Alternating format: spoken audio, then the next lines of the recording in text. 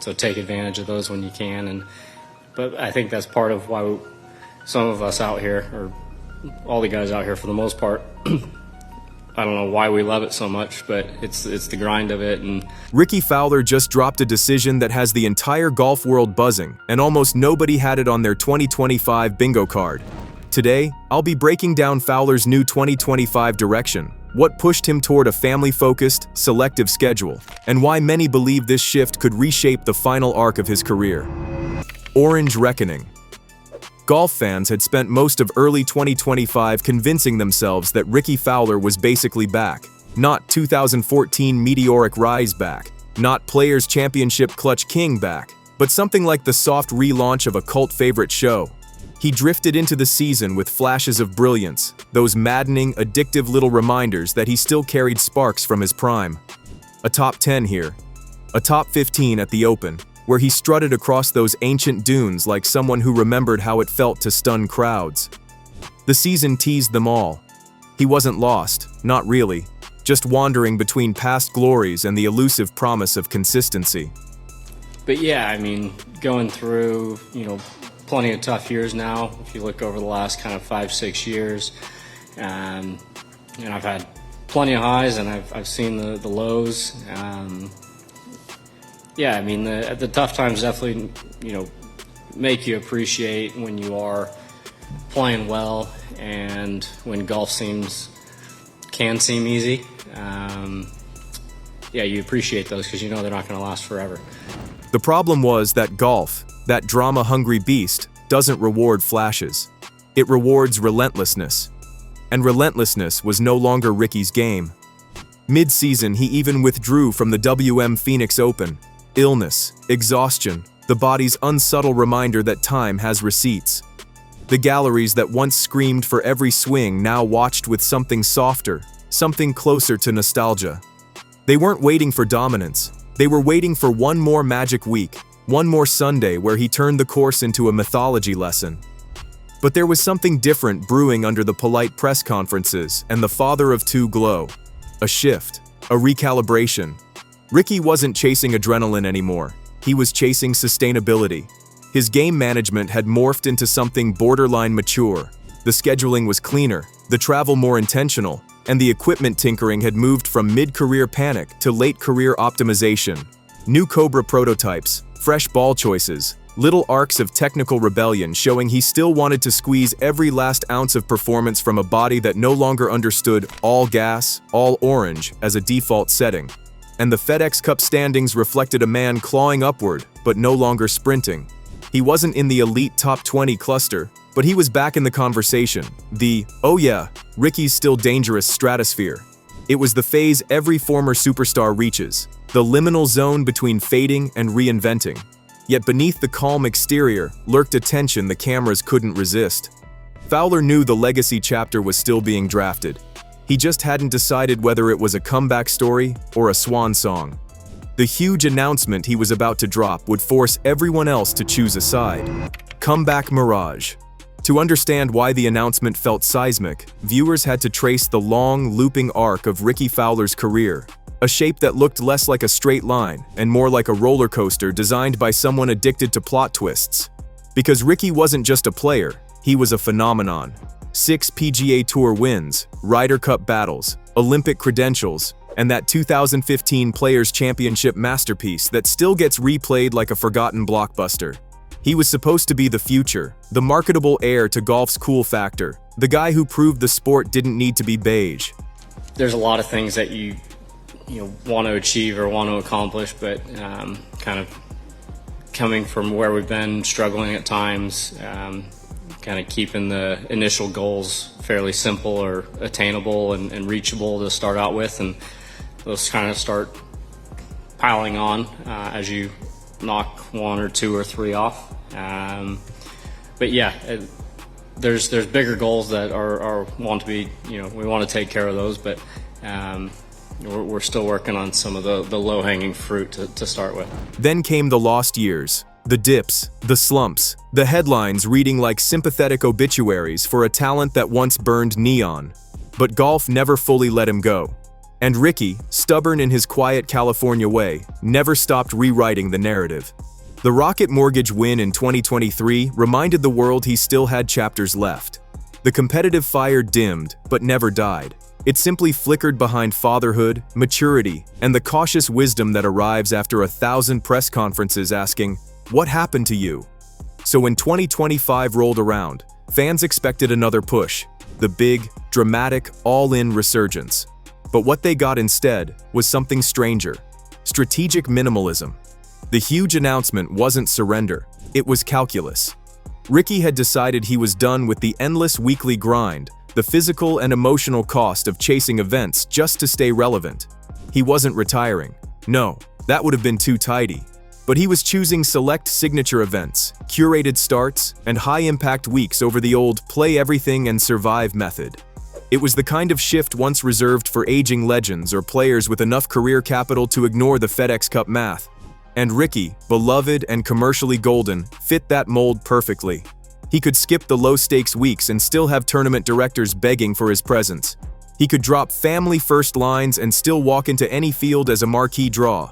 The golf world spun it every which way. Traditionalists sniffed that fewer starts meant fewer chances to climb rankings. Business minds applauded the efficiency. Fans argued like it was a group project gone wrong. Some cheered the maturity, the self-awareness, the elegance of a seasoned pro adjusting the machine. Others called it the beginning of the end. But all of them knew one thing: this wasn't just a scheduling tweak. This was Rickie staking a claim on the next version of himself. And whether the comeback was real or a mirage, the announcement forced the sport to look squarely at the man still wearing orange. Not as a faded star, but as a recalibrated one. Family orbit. Behind the carefully worded press releases and the calm public demeanor sat the quieter truth of why the announcement felt inevitable. Rickie Fowler's world had shrunk in the best possible way. Marriage. Fatherhood. 2 kids by 2025. A household filled with chaos that didn't come from golf but from toys, schedules, nap battles, and whatever mysterious universe toddlers inhabit. The man who once zigzagged across continents now organized his calendar around preschool windows and family trips. There was no scandal here, only the scandal of a superstar who dared to become human. That's awesome, especially we're able to travel with our crew. Being able to have my wife and little one with us. The only event that the little one, she didn't come with us to Scotland. That would have been a little bit of a trip, but so that was our first trip for Allison and I to be able to get away. Other than that, we've been traveling together and doing every event as a family. So very different from the past handful of years, but we're definitely having a good time with it. Fatherhood had rewired him. Losses stung less, travel felt heavier, and long tournaments away from home came with emotional taxes he never paid in his 20s. His interviews softened, turning reflective and almost poetic when he spoke about Allison Staka and their children. The wild orange persona remained on Sundays, but off the course he was a man trading airport lounges for backyard afternoons. And that shift wasn't a weakness, it was the foundation beneath the entire 2025 pivot.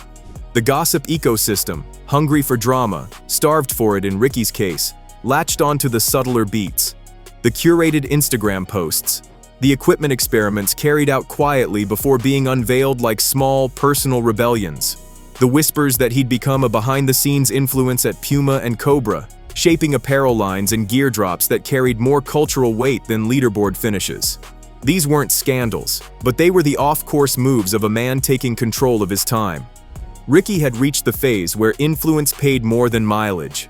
A limited apparel capsule could fund an entire stretch of Selective appearances. A gear collaboration could subsidize a lighter schedule. His relevance no longer depended on the grind, it depended on curation.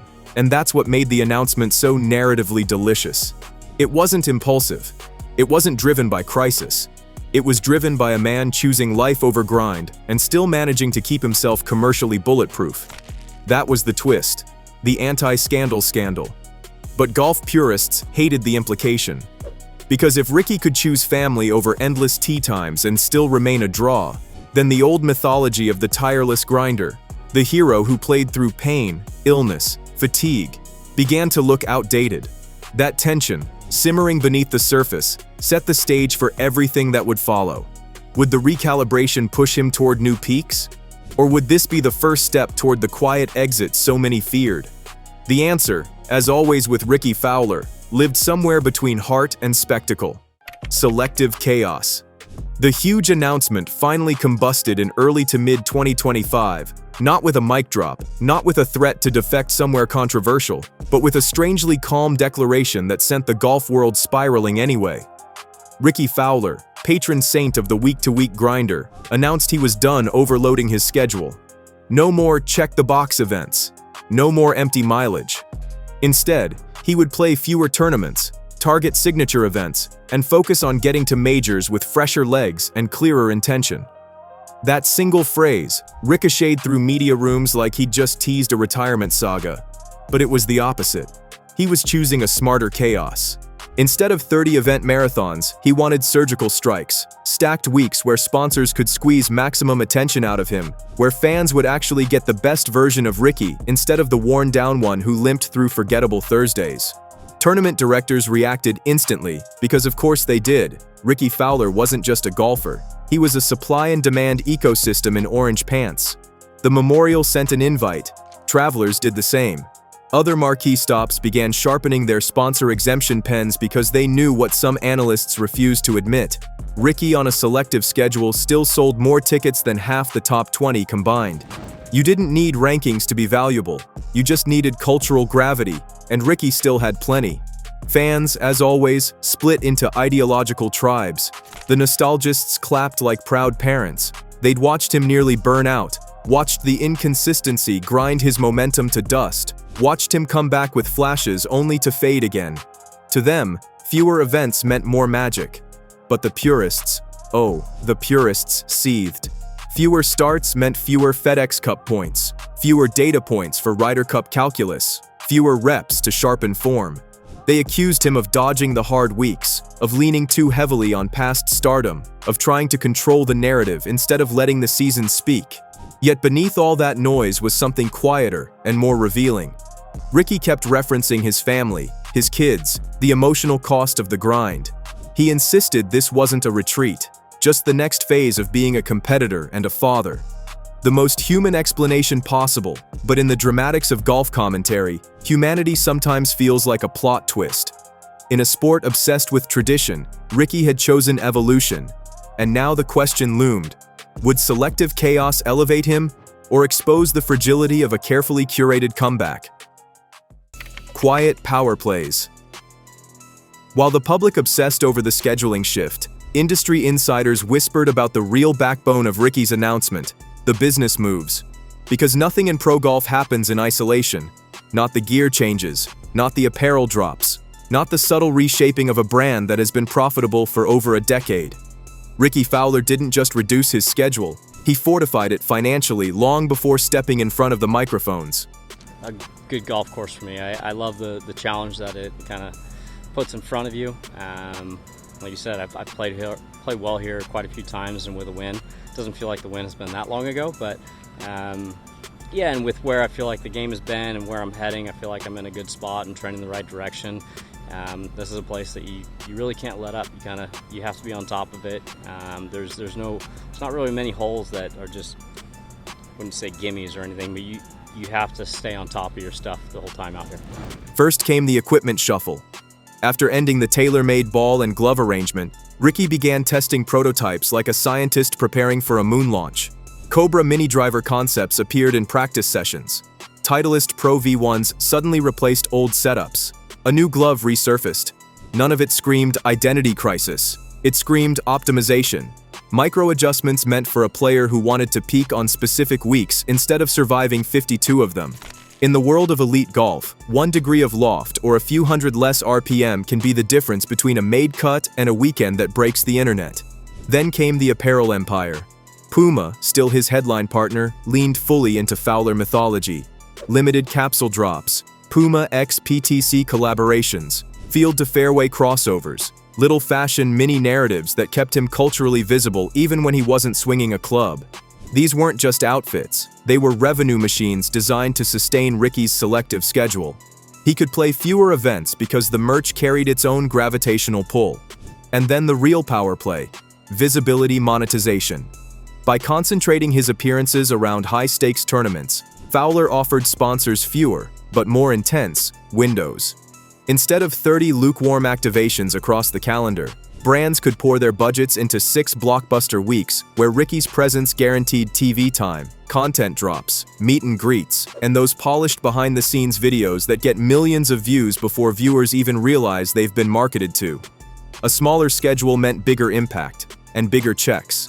That's why nobody in the business panicked, because behind the family narrative and the recalibrated mindset was something very strategic, a professional athlete transitioning from volume to influence.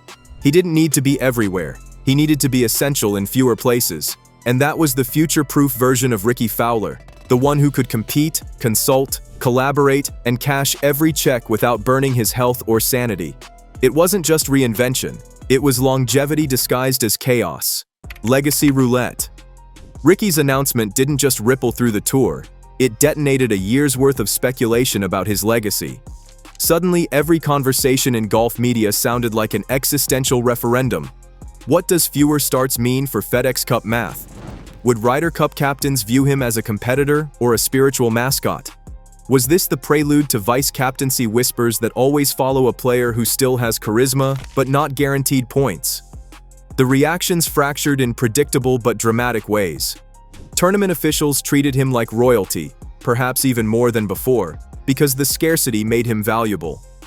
Fans spiraled into nostalgia, digging up highlight reels of 2014 Sundays and peak orange swagger as if they were studying ancient scripture.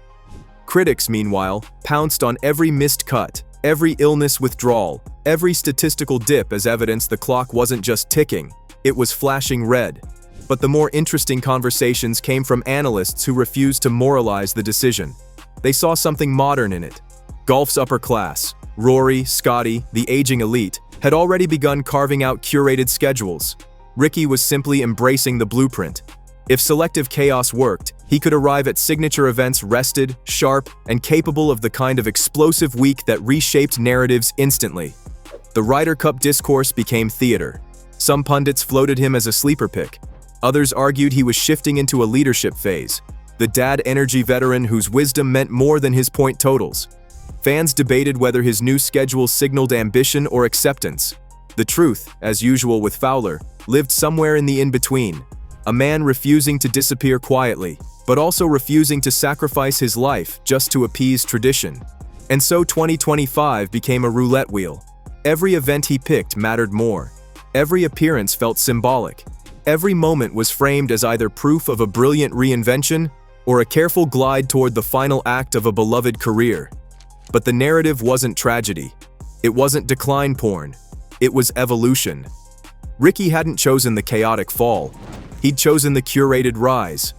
Whether it worked would depend on the handful of big weeks he'd circled on his calendar. And if even one of those weeks exploded into magic, the entire story would flip overnight. Rickie Fowler's huge announcement wasn't a goodbye. It was a gamble, a reshuffling of priorities, a refusal to grind blindly, a bet that precision could beat exhaustion. Now the season waits, the fans wait, the narrative waits. Because all it takes is one Sunday to rewrite everything.